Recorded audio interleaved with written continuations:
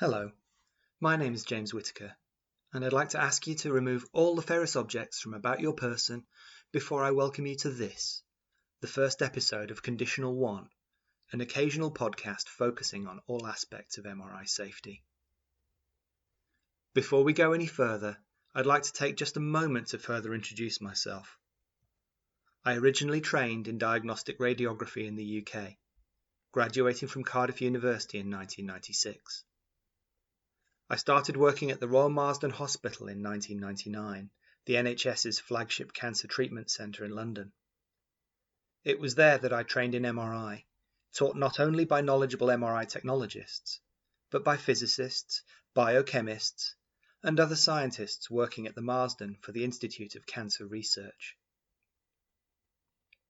From there, I moved to a more senior role at the Royal Surrey Hospital, performing cardiac and stroke imaging, before taking a leap into the unknown and emigrating to New Zealand in 2007. It was here that I undertook further study, receiving my postgraduate diploma in MRI in 2009. I've since worked in a number of imaging roles, public and private, and I received my MRSO qualification in Melbourne, Australia in 2019. I've always had a keen interest in MRI safety and was taught early to have respect for the unique environment and risks we encounter as MRI technologists. This episode, I'm going to be talking about what is probably the single most defining moment in the history of MRI safety, something that many of you will be aware of to some degree or another. It's especially fitting at the moment, as this year marks the 20th anniversary of the disastrous event that inspired a paradigm shift in how we approach MRI safety. As Sherlock and Cruz said in the American Journal of Röntgenology in June 2002, the topic of safety in the MR environment has long merited attention. Unfortunately, it took the tragic loss of a child's life in a New York hospital to bring the topic of MR safety the current notoriety that it rightfully deserves. I am, of course, talking about the tragic death of Michael Colombini. Now, many of you listening will know the name and probably know at least that his was the first MRI death caused by a projectile. But what actually happened to Michael Colombini? To answer that, we need to go back 20 years to a summer day in Croton-on-Hudson, a small village of just over 7,500 people in southern New York State. Monday, the 23rd of July 2001, dawned with the promise of clear skies and good weather. As the day wore on, it became hot and humid with little breeze to clear the air. Making the most of the warmth of the day, 6-year-old Michael Colombini, by all accounts a happy and healthy young boy, was playing outside in his school playground. Unfortunately, though, he took a tumble and banged his head, setting in motion the train of events that would lead to his unfortunate death 6 days later. It wasn't a bad head injury, as these things go. Documents that I've read state that he wasn't even knocked out. However, it was obviously serious enough that his parents decided it was better to be safe than sorry. Michael was taken to the emergency room at Phelps Hospital in neighbouring Sleepy Hollow, about 7 miles away. After being examined by an emergency physician, Michael was referred for a CT scan of his head to rule out skull fractures or other injuries following his fall. It was at this point that young Michael's life began to irrevocably change. The CT scan showed a cystic lesion in the right parietal lobe of Michael's brain. This devastating and unexpected diagnosis led to Michael being transferred from Phelps Hospital on Tuesday, the 24th of July. His destination was Westchester Medical Center in nearby Valhalla, New York, for further investigation and intervention. Michael was admitted, and doctors scheduled an MRI for the next morning with surgery planned for Wednesday afternoon. Michael's MRI on the morning of Wednesday 25th of July went smoothly, and later that day neurosurgeons performed a craniotomy and resected the tumour, which the pathologist later identified as an astrocytoma. Following the successful surgery, Michael was transferred to the paediatric intensive care unit to recover and for monitoring. He remained there until Thursday evening, when he was transferred to the paediatric ward. Michael was apparently doing well and was being kept nil by mouth for an MRI the next morning. On the morning of Friday 27th of July, between 11 and 11:30 a.m, Michael was taken from the paediatric ward to MRI by a hospital orderly. He had family with him, but according to the Westchester Incident Review, he was anxious and upset. It's at this point that 3 further actors join the cast in the second act of this horrible tragedy. First is Dr. Jian Hao, the anaesthetist responsible for sedating Michael and monitoring him throughout the MRI examination.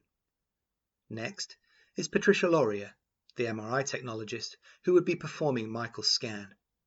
And finally comes Paul Daniels, the chief MRI technologist, who was catching up on some post-processing and filming of the previous case while Patricia was helping Dr. Howe get Michael ready for his scan. Now, I feel that this is the right time for me to provide a little bit of context into the events that followed. The MRI scan room at Westchester Medical Center was not supplied with oxygen via pipe supply, but instead via 2 H-class cylinders located in the plant room that were then piped into the scan room via waveguide, where flow rates could be controlled using the flow meter. H-class cylinders are among the largest commercially available for medical gases, and they're many things, but portable isn't one of them. They're exceedingly heavy, weighing 50 kilos when empty, and hold over 7,000 litres of oxygen under huge pressure, 2,200 psi. At the standard 2 litres per minute delivered via nasal prongs, it would take almost 60 hours to empty one of these cylinders.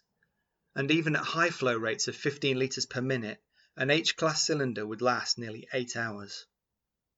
According to the incident review undertaken later, the oxygen cylinder should be changed when the pressure dropped below 500 psi, an indication that the cylinder had about 22% of its contents remaining. With 2 of these in the plant room, oxygen supply should not realistically have been an issue.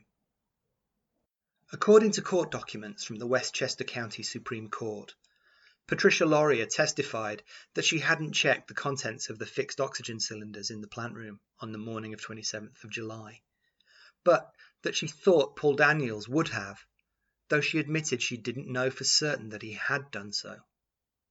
Several times that morning, Dr. Howe had told Patricia that he'd need oxygen to be available during Michael's scan, and she informed him that it was all set.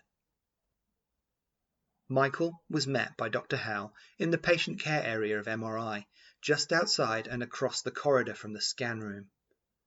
Once he'd been prepared for his scan, Michael was given some sedation via the IV line in his arm. Michael was then transferred onto what is described as an MRI-compatible stretcher, and Dr. Howe then moved with him into the MRI room. Once there, the wall-mounted oxygen flow meter was switched on so that Michael could receive oxygen through nasal prongs. A pulse oximeter was attached so that Dr. Howe could monitor Michael during his scan, and he settled in to watch over Michael while Patricia positioned Michael in the bore before leaving the scan room to start the scan. Just as Patricia was starting the scan, Dr. Howe adjusted the oxygen flow meter to increase the flow of oxygen, as Michael's sats were dropping. He soon noticed, though, that no oxygen was actually reaching Michael, and he knocked on the scan room window to attract Patricia's attention.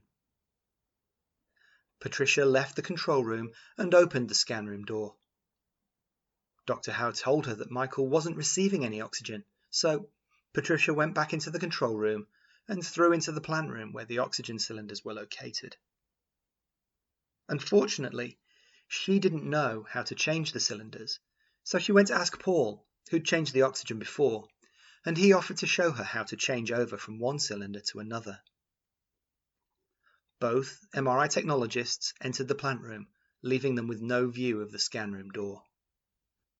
It was at this point that Mary Nadler, a nurse who was leaving the MRI unit after attending with the previous patient, heard Dr. Howe shouting for oxygen in the MRI room through the open scan room door.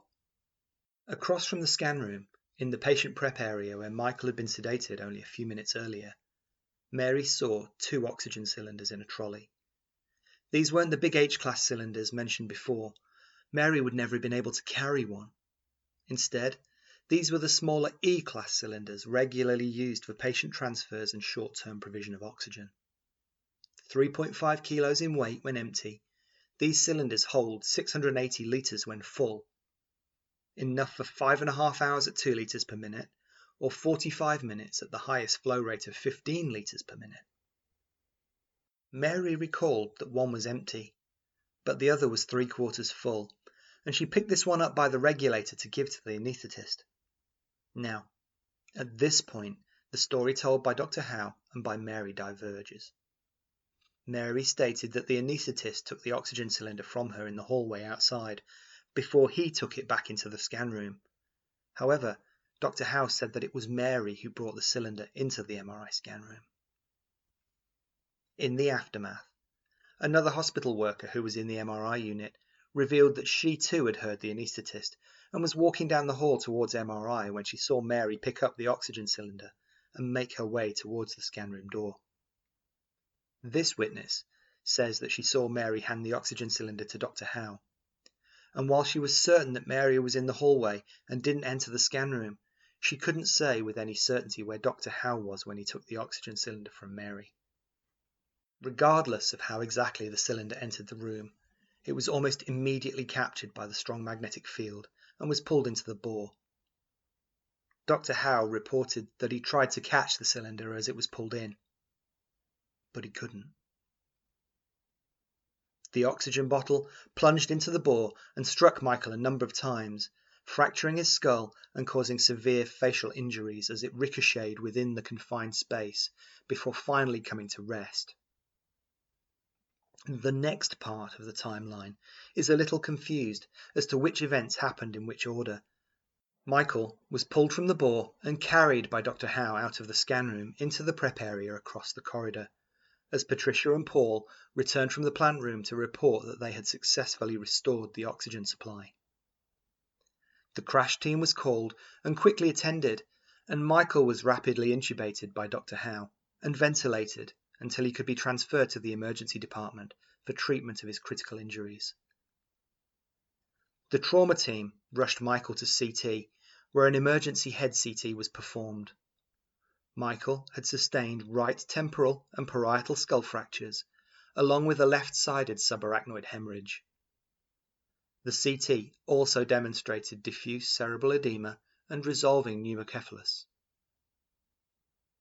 Later in that afternoon of Friday 27th of July, Michael was transferred from the emergency department to the pediatric ICU, where they fought for the next 2 days to keep him alive. Alas, their struggles were ultimately in vain, and 6-year-old Michael Colombini was pronounced dead at 5:40 p.m. on Sunday 29th of July, 2001.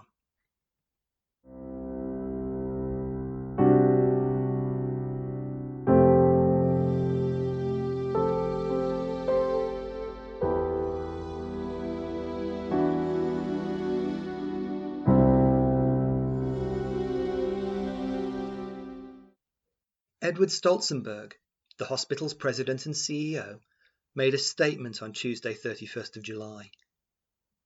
The medical centre assumes full responsibility for the accident.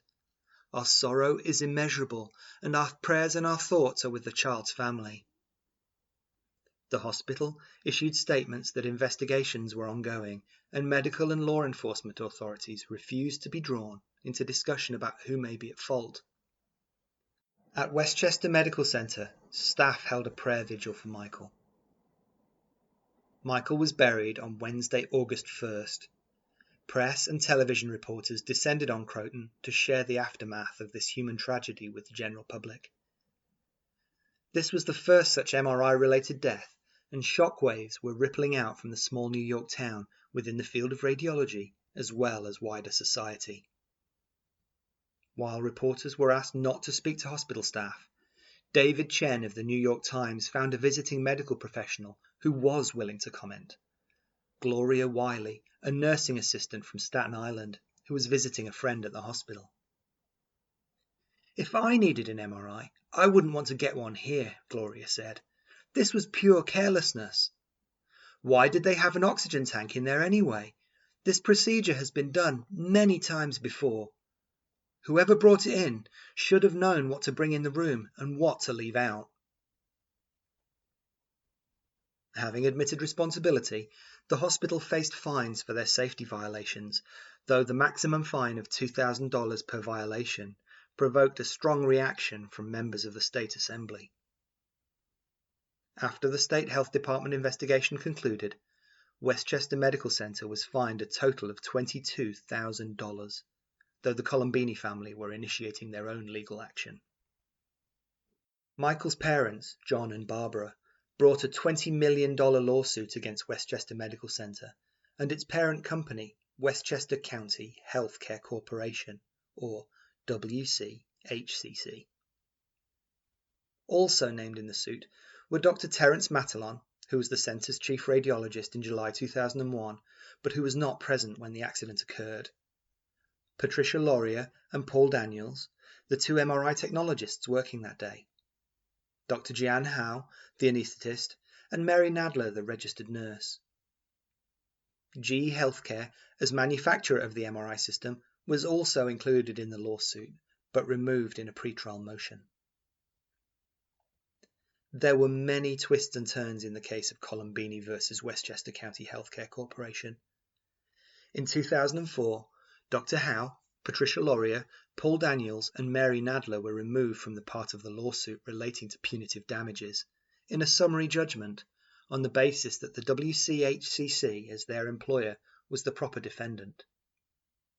That was later overturned by the New York Supreme Court in 2005 for Laurier, Daniels, and Nadler, but sustained for Dr. Howe.